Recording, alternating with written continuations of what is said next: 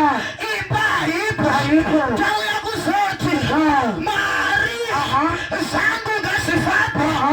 zangu ngasifape kana chirinya eche basa rangu basa ngaifape kana irinya yenereche yangu mereche ngaifape kana irinya ya koli yangu koli ngaifape kana irinya ya project zangu ngasifape kana irinya ya business zangu ngasifape mama kana irinya ya mama wangu zangu ngasifape antiri kuparidzira munhu arikuti Mwari makafambisa zachapesi unonzwa bhaibheri rakutsanangura zikanzi chapesi alonamata uzareva kuti tikanamata where there is a many to pray there is a God to answer apane mukadzi anonamata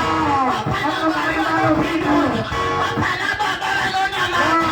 apana Mwari vanopindura apana sekuru vanonamata apana Mwari vanopindura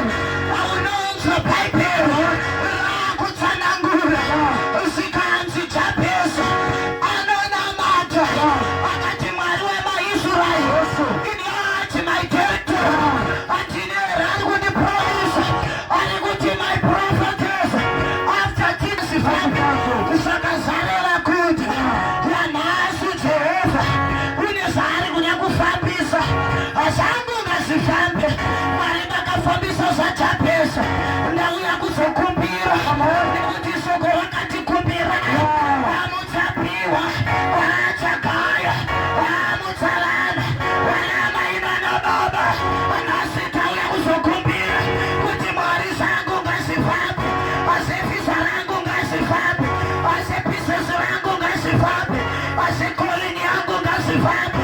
zvekubasa kwangu ngazvifambe hakuna chinofambiswa naJesu apane zvandakunzwa anokuti bhaibheri rinobva ratsanangura muprofita anoti ndaona kagore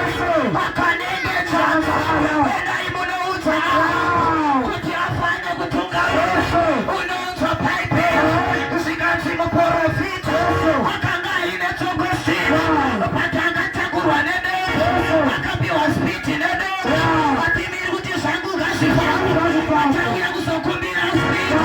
kuti Mwari saisipiti pamasivi andakatanga Mwari saisipiti paprojekti andakatanga Mwari saisipiti pabasa ramaoko Mwari saisipiti pavhizheni yangu Mwari saisipiti zvangu ngazvifambe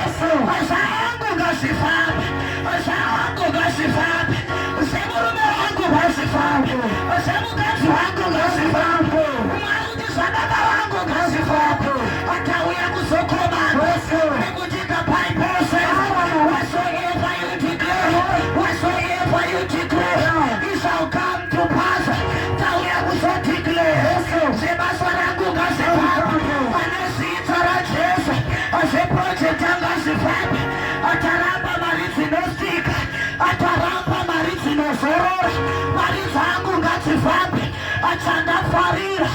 chinhu chese chine nzeve chinhu chese chine nzeve yekuti chinzwe dutu rine nzeve imba ine nzeve foundation ine nzeve CV ine nzeve nekuti Jesu panosimuka mhepo